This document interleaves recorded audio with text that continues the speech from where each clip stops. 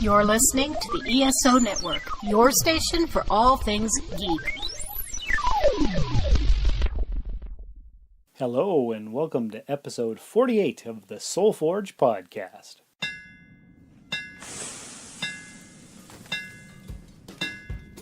Welcome to the Soul Forge, a place of silent mystery, quiet contemplation, and outright mayhem. Join your host, Sean Vanderloo, as he guides you through the adventures of living. Together, we'll talk about life and love, sex and dating, joy and heartache, memories and loss, and so much more. Don't worry, it's not nearly as pretentious as it sounds. Get ready for life, the universe, and everything on the Soul Forge.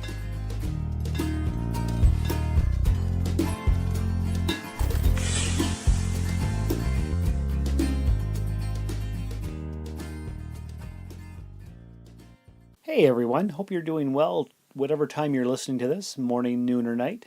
Are you working? Are you driving? Are you just hanging out, doing dishes? Are you listening with your family? I would really like to know. Why don't you email me? soulforgepodcast@gmail.com. I would like to know more about my listeners. What are we going to talk about today? Well, what follows is a really fun interview that I had with an upcoming hip-hop artist from Australia, goes by the name Mugzy. I learned quite a bit about Australia. I learned lots about hip-hop. Those of you that know me know that I don't know a lot about music. I also learned a little bit about basketball because Mugsy's into basketball. And also, those who know me know I know nothing about sports.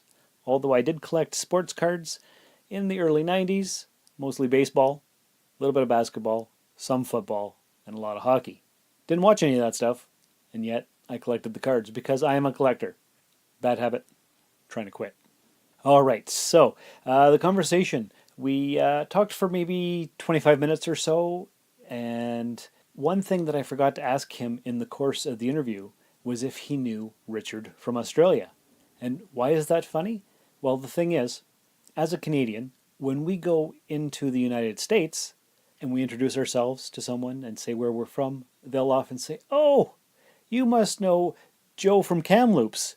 And of course, we don't know Joe from Kamloops. Although, my dad does tell a story. One time he went somewhere down in the US, and he was at a restaurant, and the waitress asked where he was from, and he told the lady, "Sioux, Canada." She said to him, "Well, you must know the guy over there. He's from Canada." And sure enough, my dad knew him. So, the stereotype is sometimes true. And yet, I forgot to ask Mugzy if he knew Richard. Longtime loyal listener to the podcast. Anyway, just going to get right into it. Here's the interview. I hope you learn as much as I did. Hey, podcast fans, Spotify is making it easy for you to stream this podcast and many others like it on your mobile device, desktop app, and smart speaker. Open the app on your mobile device or desktop, click on the browser channel, then click on the podcast section. You'll be able to stay thoroughly entertained during your commute to work, your drive home, and your downtime, thanks to Spotify. Your stage name is Mugzy Brady. Yeah, man. Mainly, Mugzy, or if you type in anything, man, like Mugzy or Mugzy Rapper or Mugzy Brady, I pretty much come up, man. My real name is actually Reyne, as in the weather, rain, or rain to pause. But yeah, man, I didn't want to do that. It's my rap name, so yeah, I just came up with Mugzy, man. And plus, I'm a huge NBA supporter, man. So Mugzy Bogues and stuff, and a couple of my dudes were like, "Yo, you kind of play like him in a way." So I never got to the NBA league yet, man. But I'm all right on the court. So you have goals, that's for sure. Yeah, that's it, man. It's quite funny, man, because that's where I kind of got the name from him in the Jordan era. But my main favorite player is Allen Iverson, man. The one that crossed over Jordan. He was like the one that brought the hip hop flavor to the NBA. So it's funny because everyone's like, "Is your name sort of like a ring from Mugzy Bogues?" And I said, "Yeah, kind of." But Allen Iverson was just my number one guy, man. Yeah. Oh, that's awesome. Mm. So you just turned 27. Mm-hmm. That's right. How long have you been doing the whole hip hop thing for? I've been doing it since 14, man. So yeah, what's that, like 13 years or something, man? And I started dropping down rhymes in early high school, man, because to be honest, I was brought up on the 90s, early thousands era of hip hop, and I still reckon to this day was just me personally the best era for it. Like I just remember being as a kid or a young teenager, man, looking at like G Unit and Eminem, obviously being a white boy myself, man, just wanting to do that. And so yeah, like I fell into the whole stage of when 8 Mile came out, I'm gonna do the whole rhyming thing. But then I honestly thought, wow, this is a craft, this is a culture. you know I want to progress at this. And so instead of dropping down rhymes for the sake of it, I'd made like a demo. And yeah, man, the rest is history. Because in my career now that I'm more developed as an artist, a lot of people think that I've got a manager or a street team or a label behind me, like with the list. They think you can't be on that many stations, man, or interviews and stuff. And I just say to them, look, that's how hard I strive to try and make this, a living, man. I don't have all that. I'm just been a one man army since day one, which is crazy, man. You're a self-made man. Yeah, man. Yeah, like, and just a whole ton of coffee as well, man. It's all about the coffee. I hear you. Yeah, yep. Like you can't go wrong with it, man. Like I'm basically like a junkie, man. If I don't have like a coffee a day, I start getting like the headaches and stuff, man. I need my caffeine to keep me going. I'm right there with you, buddy. Check out what's been going on with the Pop Culture Cosmos Show and the PCC Multiverse. I see the potential for basically like another Netflix kind of paradigm shift where here comes this other major player. They have a ton of resources. Apple could change the way that entertainment is consumed. They say it's the only time this year that you'll have stars from each brand battling each other, and we know it's not going to be the case, but they like to say that, and more power to them, I guess. Well, it's a big first step, bringing all those superheroes together. There were definitely some parts of the movie that I really enjoyed, and then there were some parts that I thought just kind of fell short of expectation. Part of it has to be something to do with how it's being promoted, and this is a thing where audiences do not agree with critics. That's the Pop Culture Cosmos Show. And the PCC Multiverse, every week on the Podcast Radio Network and Apple Podcasts. And check out the show today on the ESO Network. Now, looking through your biography, it does say that Eminem was one of your biggest influences. Mm-hmm. And I was listening to some of your music just before we talked, and I can definitely hear a bit of Eminem in there. Yeah, man. When I was like starting off, before the music you listen to, because that was on my second album, Understand Me. When I started off, obviously I want to incorporate him. Like I went through the whole wigger act back in the day, man. Like I wanted to be exactly like Eminem, but in the culture of hip hop, man, or any genre of music, you have to find your own identity, man. So, I obviously, I used him as, an influence, but I incorporated me into, fighting through my adolescence years and that sort of thing, man. So, he was kind of just like a guardian angel on my shoulders, man. But I didn't, at first I knew if I wanted to be exactly like Eminem, I'm not going to be respected by, this culture. I got to find myself. And yeah, he was just like a guiding road kind of thing, Yeah, I do. Have you ever reached out to Eminem himself or talked to him or anything like that? Oh man, nah, not even close, man. Like he's on a whole different ball game, man. Like that'd be a dream come true. If, like, he found my music or even wanted to sign me or something, man. But I don't even know what I would say to him if like I even met him. Yeah, like I've met a couple of hip hop acts before, like Wu-Tang Clan and Naughty by Nature and that kind of thing. And like a lot of people would get starstruck by these guys of how much what they've had their impact on the culture. Like, oh my God, I'm standing near, like RZA and all that from Wu-Tang Clan. But like me personally, I just slapped hands with him, man, and just treat him like a normal sort of person, man. And, but I think with M or, like 50 Cent or something, I think it's just they're like gods in a way. So it would just be like, I don't even know what to say to you. Like you're a person in physical form, but like the impact that you have on my life, like it's a whole nother ball game, man. Like, plain and simple. I wouldn't even know what to talk about, Yeah. I'm sure they get that all the time too, right? So. Oh, absolutely. 100%. Okay. So you said you went through the whole wigger phase. Oh man, yeah, it's I don't know if you'll be able to find pictures or nothing like that, or because I when I got older and more mature, man, I just erased all of that. Maybe I've still got an old school MySpace account somewhere, but man, yeah, like it was the death of me. It was a learning curve, man. I think it was just the early thousands, man. You know, like with the do rags and like the basketball jerseys and all that sort of stuff. But man, like if I had a picture of my, I probably have some in a box, like not online, but in a box of photos somewhere. Hmm. But man, like that was just that yeah, like that was a whole different a Malibu's most wanted kind of thing, man. You know. Right on. Nice. Okay.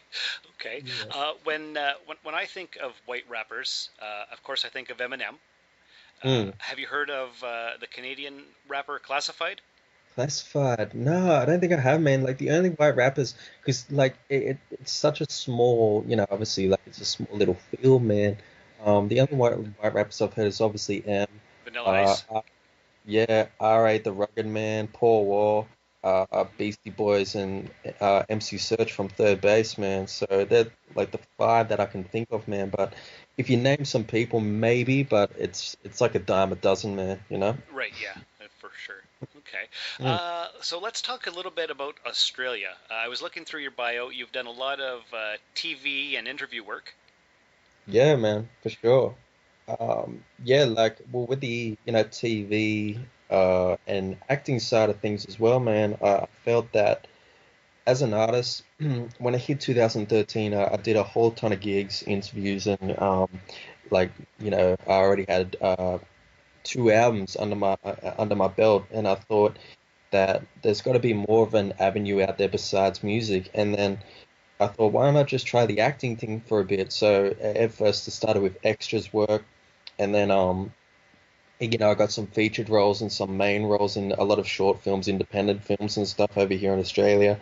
And yeah, man, it's just been getting me a whole ton of work. The whole acting field, like, people just saw my craft, and they just kept me putting me on for acting gigs, man. And then I realized this has been funding me so much work that the music has been getting sidetracked, and my fans were like, "Yo, it's been since 2013 till now. We haven't heard another album." And I'm like, "Oh my God, I've totally forgot because I've been, like the Australian Mark Wahlberg in a way. Did Marky Mark, and now it's like he's this big time actor. So, this year, man, I'll definitely be doing another album for the fans, and but yeah, man, like acting work's just another form of entertainment. Um, so yeah, it's a whole journey, man. It's a whole different ball game. Like I never realized how hard acting could be. Mm. I would look at these guys I look up to on online. I mean, not online, on these movie screens like Denzel Washington and Will Smith and all that, or Bruce Willis and stuff, and I'd just be like, that's anyone can play a character. And then when you're actually in front of that camera, man, I've played all these different roles, and it's a whole different ball game, man, to get into that frame of mindset and portray these lives in a way. So yeah, it's crazy, man. Totally different skill set. Oh, 100%. Like I can write rhymes, man, and perform in front of crowds, but performing, this character in front of directors, producers, makeup artists, and this camera just like facing you. You got all these what ifs going off, like what if I stuff this up, or what if I don't do this line right? It's just it's a weird feeling, man. It's like you've got all these eyes on you to portray this character who is not you as your average kind of life, if that makes sense, man. Yeah, for sure. And you've, according to your biography, you've had some of your music actually featured in some films and TV shows. Yeah, which is crazy, man. At the top of my head, it's a Goth Life, which was in the UK. Uh, what was it? Cop's Enemy, which was a huge independent film over here in Australia. That was insane, man, because Cop's Enemy, I was an extra on. I can't remember this other short film, and this guy came up to me who was a producer for this short film I was an extra on, and he's like, "Yo, Mugzy, right?" And I'm like, "Yeah," and he's like, "Yeah, I'm there, and I'm doing Cop's Enemy, which is going to be this huge independent film here in Australia. And I said, oh, yeah, I've heard about that. He's like, we want to use your music for it. And I was just like, what a small world, man, knowing that I'm on this set and they want to feature my music on, this other film, which was crazy, man. So yeah, I think I sent him my track "Understand Me" and "Legends." I think, and they used "Legends" as the backing track as one of the scenes, so which was cool. That's incredible. Yeah, man. What else did I want to ask you? I want you to set the scene for me for Australia, because when I think of that country, I think of Crocodile Dundee. I think of the Sydney Opera House. I think of boomerangs and the didgeridoos and a dingo ate my baby. So I don't really have here in Canada a good, I guess, impression, or not a good impression, a good picture in my head of what Australia actually is like. Can you tell me what it's like? Yeah, I get that question a lot, man. And a lot of people think of us as Paul Hogan in a way as an Australian man. I feel like, yeah, he's iconic, man, but I feel like he's put a bad name on us, like, because we're not really like that. Like, you're probably seeing one of those guys exactly like Paul Hogan, like fighting crocodiles and wooden knives at like 2 in the morning at the local pub. Right. Yeah, like average day Australians, man. Your epitome or like your silhouette of an Australian man would be typical Hugh Jackman or Chris Hemsworth or something, man. But yeah, like average day living, man. I don't know, man. It's hard to say because I've lived here my whole life. Yeah. Yeah, so You're just regular people. yeah, just regular, man, but we don't ride kangaroos to work, man. No. No, nothing like that. Obviously, Vegemite is very salty, but I saw Oprah eating it, and some other Americans and Canadians and stuff, and yeah, it's the way that you put it on toast. You can't have it like just put a spoon in and just eat it, because it'll just be like too wrong and salty. But yeah, there's a Hugh Jackman, Oprah. Wait, no, Hugh Jackman, Jimmy Kimmel, I think, interview where he's showing people how to eat Vegemite right. So yeah, you go look that up to know that. Yeah, we got all I know personally, man, we're really expensive here. Is that right? Yeah, like if like a video game comes here or a brand new movie comes, it's I think I was doing an interview before, and they said when a new, for example, GTA 5 came out, man, I think around the world it was like maybe $80 or yeah, 60 to $80 over here. A brand new game like that would be $110, man. Oh wow. Okay. So I think because we're like on the other side of the globe, man, it's more to import it and stuff. So makes sense. Yeah. Okay. Yeah, because over here, when we think of Australia, we think of course the kangaroos, and you all have your 8-inch knives in your pocket, and you're always fighting alligators and stuff. The same here for Canada. Everybody thinks we live in an igloo, right? And we don't. So just to get a good idea of exactly what your day-to-day life is like. Yeah, basically, man, my day-to-day life is just yeah, there's literally, well, where I'm from, I'm from like a coastal kind of town, man. So I'm about, what you said, Harbour Bridge and Opera House. So I'm about 2 hour train ride from there. Okay. Yeah, so yeah, like about 2 hour train ride, and obviously to tourists and stuff, they love it. But I think because when you live here for so long, it's like it's an opera house as a bridge, it's cool, but yeah, I don't know, man. It's my average day life is just doing music, catching the train back and forth to gigs and stuff, and it's funny because a lot think that we have kangaroos everywhere, and shocking enough, I was driving home, because like kangaroos and crocodiles and stuff, that's more outback, like in the middle of just country of Australia. But it was insane because I'm from like where Sydney is, like on the outskirts and stuff, and I was driving home and there was like a kangaroo, just standing like in my headlights, around 12 o'clock at night, and I couldn't believe it. It was like my first time seeing it. Like we were, instead of in a zoo, but yeah, it was shocking knowing that I'm Australian. I even got shot by a kangaroo. That's awesome. Yeah, Okay. yeah. Yeah, because I figured it wasn't all Bowie knives and alligators and dingoes and all that stuff. That's all in the interior, right, where that big rock is? Yeah, man, Ayers Rock. I haven't even been there yet. I don't think I ever will. Yeah, I don't know. It's just, yeah, it sounds so bad, but I don't think it would do anything for me. It's just a rock, man. Yeah, and the Yeah, country's go on. the country's huge, right? So, Yeah, like, yeah. I wouldn't even know. And no. I've only been to like two states. I haven't even been all over Australia yet, so I guess it's semi big. Yeah, man. I got to travel a bit more to get back to you on that one. Okay. Mm. Yeah.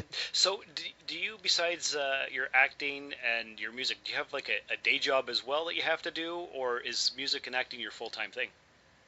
Nah, man. Yeah, that's what comes to the hard part because I get a lot of opportunities in the States or Canada or the UK. Here in Australia, man, it's very limited. We don't have the high up companies over here. It's mainly very independent route. Over here, or there's not enough funded in it, so. Yeah, there's a lot of aspiring actors or musicians doing, jobs and stuff just to make their careers or to even get tickets to fly overseas and try and make a living over there. Hmm. So, yeah, we're with work-wise, man. Yeah, I just do like events work, sort of setting up convention centers and, like, the lightings and events and all that kind of stuff, man, which I was lucky to get through one of my dad's friends because it's still incorporated in the entertainment industry, man, but it's not performing on stages and stuff, but it's happy to like pay the bills and that sort of thing, man. Hmm. Gotcha. Okay. And have you ever thought about coming over to the US or Canada or Britain or anything like that to get more exposure? Oh, 100%, man. Yeah, like absolutely. My dream is obviously to see New York for holiday and music because New York was the birthplace of hip hop, man. So I think it'll just be a dream come true. Miami, I've always wanted to see because maybe I'm just a Scarface buff, man. Um, and yeah, like I'd love to see the Canada and the UK. Um, but I think my number one destination, man, is New York for sure. I just got to get the money, man, because yeah, just money can get you places, man. Oh, I do know. I've never been anywhere myself, so I hear you. Yeah, that's crazy about the internet, man. It's kind of like we're just across the globe, man, in different time frames. I think I'm 15 hours in front, man, in the future, and it sounds like we're just talking. Well, that's right. We're just Just having a conversation. It's 8:45 in the morning here right now. wow, man, it is 10:45 p.m. at night here, Sunday night, man. Okay. So yeah, it's quite a difference. That's awesome. Um, Now, are you much into freestyling? Like, if I asked you, hey, could you do a quick rap about podcasting? Could you make one up off the spot? Or is it more you have to be very meticulous and plan it out and sit in the room for a few hours writing tracks? I get it's crazy you say it, man, because I give credit to those freestyles. Like there's some rappers that can, do it off the top of the dome, and then there's some who can write it. And me personally, man, like I've done it for 13 years, and I still can't get the craft of freestyle. And I get tongue-tied so much. Like, I'll go on like a little, banter with it, and then I'll just like lose it, man, or it'll just be the most simplest words. So to people who can the artist who can just do it off like anything, man. I tip my hat off to him, man. But me personally, man, I would sound like a fool doing it on the show, man. I'd have to like sit, I hear yeah, you. I'd have to like, sit and write and like think and stuff, man. And yeah, just I wish I could nail it. I'll just have to keep practicing, but it's a whole different ball game, man. Like freestyling and stuff. Oh, I get Yeah. it. I get it for sure. It's the same as podcasting. Like I don't script out what I'm going to ask you. I'm just having a flowy conversation here, so it could be a lot more tight, I guess, is what you would call it, right? Yeah, man. Like, just, I don't know how the brain, you know, floods in the words and then creates the sentences without, thinking it through like freestyle. When I write songs, I'm like thinking of the concept and the melodies and that sort of thing. But freestyle, man, it's just like they're incorporating that in like less than a second, man, and it's just the ones that who can actually fully do it, like not just like pat sack rap like that. I mean, like actually just it sounds like they're actually making a song, but actually thinking it off the top of the head is just absolutely insane, man. It's a top-notch skill for sure. Oh, 100%. Yeah, man. Now, also looking through your biography and whatnot, I checked out your Facebook page. Yeah, man. We can plug that right now. We can find you on Facebook at. Yeah, man. That's actually my number one platform to find me with updates and interviews like this. So to all the viewers and the listeners, just type in Mugzy, Mugzy, but to worldwide viewers, that's Mugzy. Yeah, so type that into your search bar or just on Google and stuff, and I'll come up and send me a message, drop me a like, and like I said, man, that's where you can keep up to updates with upcoming albums, acting gigs, interviews like this, and just everything, man. So that's my main platform that I use. And you've got more than 15,000 fans, which is incredible. Yeah, man, it took me a while. Like I just you know, when I do interviews or radios and stuff, I tell my fans to support them, and it's like a vice versa thing, and it's just over the years just built up, and yeah, man, like a lot of people think that did you buy those likes or anything? I'm like, wow, that's a bit of an insult. Like, no, I work hard, to try and get my followers and stuff, and they're loyal supporters, man. So yeah, like I love the number that I've got next to my name, man, because a lot of artists over here, no offense to them, that they've got like only 3,000 followers and stuff, and they've got like teams and managers and crews behind them, and I'll go onto their pages like little spying around and stuff and be like, we're doing this gig tonight, and then the rest of their page will just be filled with memes and funny videos and stuff, and then meanwhile I'm just a one-man army, man, and I'm doing all these sort of things, so it just shows who wants more, man. That's how I look at it. Because you're the hungry one. You're doing the real work. Yeah, man, 100%. And I was just listening to some of your music there on Reverb Nation. You've got more than 17,000 fans there. Yeah, because that tallies on to Reverb Nation, YouTube, and I think Twitter. I'm number one in New South Wales, the state over here for Australia, New South Wales, in the hip hop charts for Australia, and I think I'm number 5 or 4. I have to check again in overall Australia. So I'm trying to hit that number 1 spot for all of Australia on the Reverb Nation charts, which would be nice, man. Oh, I'm sure you'll get there. Yeah, thanks, man. For sure. Now, I didn't get a chance to listen to all your music, but I perused quite a few. I really liked the Chasing You song. Yes. I expected your music to be a lot harder and angrier, and it was surprisingly, well, I wouldn't say mellow, but it was, I don't know, I don't even know how to describe it. How would you describe your style? Yeah, it's kind of like a blend between, I've got my sort of gritty songs, but it's very hard to capture one word or one image for my music. I suppose my era of hip hop, like I said, man, is just 90s, early 2000s, so lyrics and just having a message, man. So I guess conscience rap. I don't even know, man. Like that works actually. You're trying to spread a message of positivity.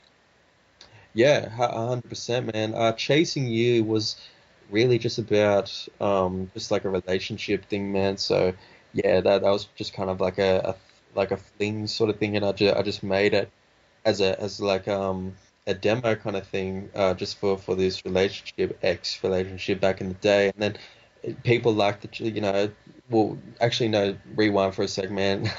I like the track, not people, because I haven't heard it yet. I thought it's a good track to put on the Understand Me album, and yeah, man, it just I just put it on there as just a little bonus, I guess you can say, and yeah, like a lot of people seem to like it, man. So I guess it worked in my favor. I'd say it's really great. Now, is there one song that if people wanted to get into your style of music and you as an artist, and they're hearing about you for the first time, which one song would you say they should find first? Personally, my favorite track that I promote to people, man, is My Journey, which is the 20th track on Understand Me. Personally, I think it's my favorite track because at the time I was finalizing the album, my producer Pablo was like, what's your final track? And it was my 19th track, which was Aussie with an American Attitude, which was like a storytelling track of telling how the Australian market is not that big, and trying to work it into the states where hip hop is huge over there. And he was like, it's a cool track, but we want something that's impactful, that would just make the listeners sit back and think, oh, that's just like get up and groove kind of thing. That's just insane. And I was lost for words because I thought, well, I've pretty much written everything in the album. Well, what do I write now? And he's like, why don't you tell a track kind of Mugzy in a nutshell? Like, start with the first verse of how you got into the hip hop. Second verse is dropping down rhymes and stuff, but developing your craft. And the third verse would be where you are now and like how you've got into all these different communities and hip hop culture and sort of thing like that. And around 2013, I think it was 50 Cent, Eminem, and Adam Levine from Maroon 5. Their track "My Life" was just skyrocketing in the radio and just like worldwide and stuff. And I remember listening to it, and I just thought, the orchestra and the guitars in that song, I wanted to incorporate that into my sort of version. So we got the sample of that, flipped it in a way like not copyright, but just kind of flipped it. And yeah, ever since then, man, it's just been my favorite song, and it's been a hit to perform as well. Oh, awesome. Okay, I'm going to definitely check that out once we're done talking. Yeah. I encourage all the listeners to do that as well. And so what are the best ways for people to find you? Of course, there's the Facebook page. You said you're on YouTube. Yeah, man. Well, basically, man, instead of just searching it up individually, everything is attached there, like Twitter, YouTube, Reverb Nation, and even Facebook. So yeah, just like I said, man, yeah, go to Mugzy, Mugzy, and it's all there, man. Like, because I've attached it all in individual links on there. So yeah, man, just hit me up there, and that's my number one platform. Excellent. Okay. All right. And is there any other message or anything else you'd like to say to people to encourage them to come and check you out? Personally, man, I think I've said everything, but mostly I want to say a big thank you to you, man, for holding this interview, because obviously time difference is a bit of a tricky thing to work around, but thanks so much, man. Like that's my number one thing to thank you for, doing it. You're my 155th interview in my career, man. So yeah, thank you so much. You're more than welcome. This is Yeah. great because the whole reason behind the podcast is me learning about new and different things. So I didn't know about you, and I didn't know much about Australia, and I feel like I've got quite the education here. So this is definitely awesome. Yeah, man, for sure. Like, hopefully, I'm not too Paul Hoganish. I guess I don't even know. I can't even hear my accent. Like when I talk, like a lot of people say it's yeah, kind of Australian, but I don't know. When you live in a country for so long, you can't really pick up on your own accent, man. Well, me personally, I can't pick up on it. So I don't even know how I sound, man. Oh no, So. I can detect the Australian accent for sure, but I can understand you. There's no issues at all. So that's incredible. That's awesome, man. Yeah, so thank you so much, man. And I just wish, you guys at the podcast and just your viewers and stuff all the best with future endeavors, future artists that come on, or just future anyone, man, like with the show. So yeah, I'll be promoting it on my end over here, man. And like I said, man, thanks once again. Oh, you're more than welcome. I'll be doing the promotion over here on this end too. And if you ever like to come back to promote something else sometime, we'll definitely get together. 100%, man. Too easy. Oh, yeah, I think it's time for me to rest my head, man. I think it's like 11 o'clock here, so Yeah, it's I'll talk. getting pretty late. Yeah, So you take care. Too easy, man. Take it easy. So I wanted to remind you once again that you can listen to this show and other podcasts on Spotify. And now it's easier than ever. Just open the app on your mobile device or desktop, click on Browse, and then click on the podcast section.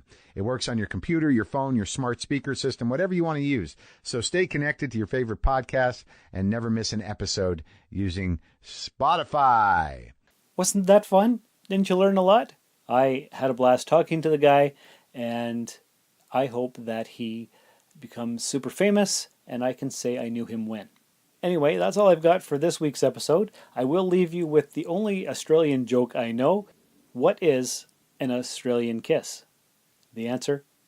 It's the same as a French kiss, only down under. Ba-dum-bump. You can use that whenever you like. Anyway, that's all I've got for you now. Stay tuned for next week's episode. If everything goes according to plan, I am going to be talking to a lady all about sexuality and communication. Remember, you can find us on Spotify. You can leave a review in the iTunes store. You can follow me on Twitter and Instagram. Find me on Facebook. Like the Facebook page, Soulforge Podcast, on Facebook. And to tell your friends about the links that I share in all the social medias. Tell your friends just about the podcast. Get the word out. Help me, please. Anyway, that's all I got for now. You guys take care. And remember, you are a magnet. You attract people, situations, and events based on the thoughts you think and the feelings you emit.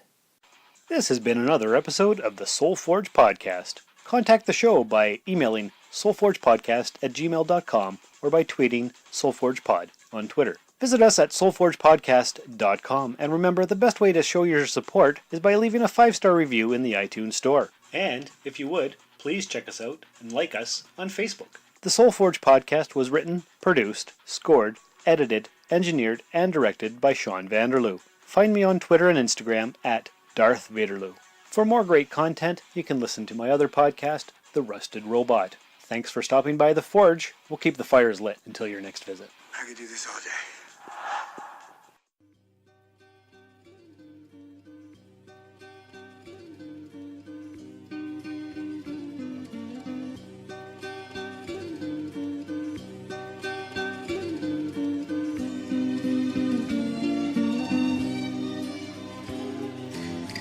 As I am chasing after you, my love grows harder to be true.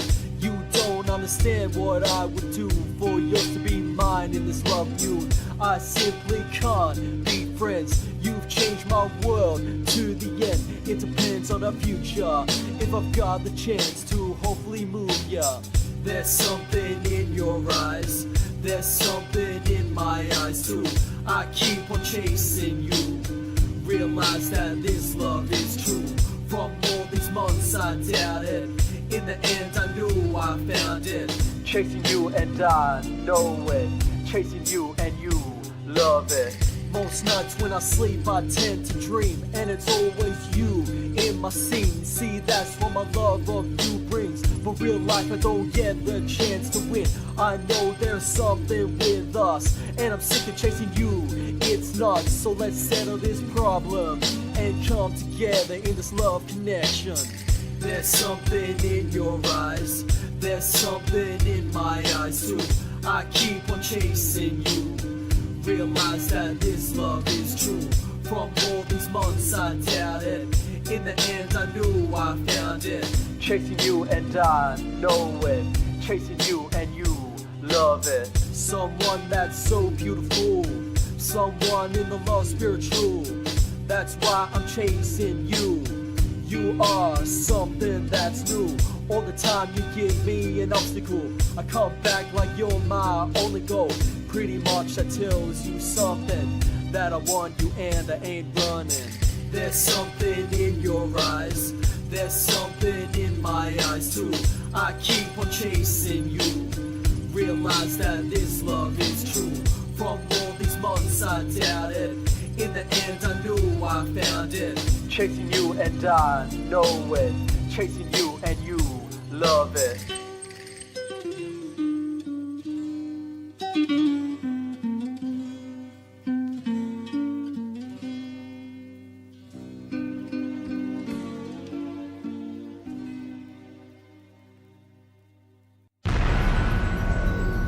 This has been a broadcast of the ESO Network.